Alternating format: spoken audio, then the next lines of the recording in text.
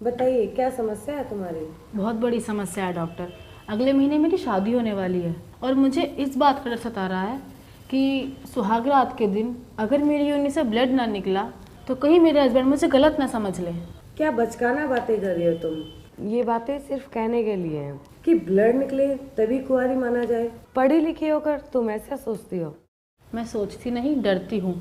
कहीं मेरे हस्बैंड ये ना सोच ले कि शादी से पहले ही मेरी सील भंग हो चुकी है। कुंवारी लड़कियों के योनि द्वार से कुछ अंदर एक पतली सी झिल्ली लगी रहती है, जिसके बीचों बीच एक छोटा सा छेद होता है, जिसके द्वारा हर महीने पीरियड टाइम में ब्लड निकलता रहता है और इसी झिल्ली को कौमारी बिंदु माना जाता है।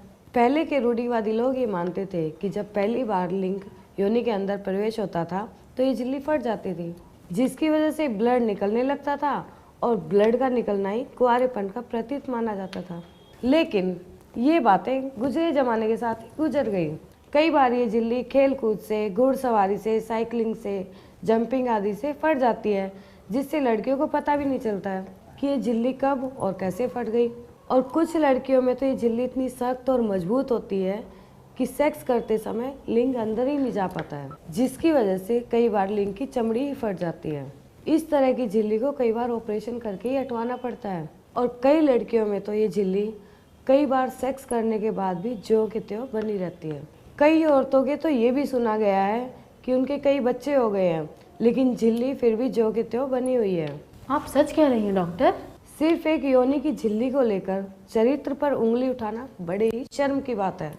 ऐसा सिर्फ अनपढ़ और गंवार लोग ही सोच सकते हैं। योनि के छेद से लेकर योनि के बाहर तक के भाग को योनि कहते हैं।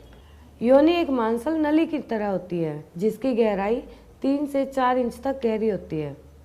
इसी छेद के द्वारा ही लिंग को योनि के अंदर प्रवेश किया जाता है और मासिक धर्म भी योनि के इसी भाग से ही निकलता है और गर्भ धारण के पश्चात बच्चा भी इसी रास्ते से ही बाहर आता है। आप निश्चिंत होकर घर जाएं और इन फालतू बातों को अपने दिमाग से निकाल दें। मैं तो टेंशन में आ गई थी डॉक्टर।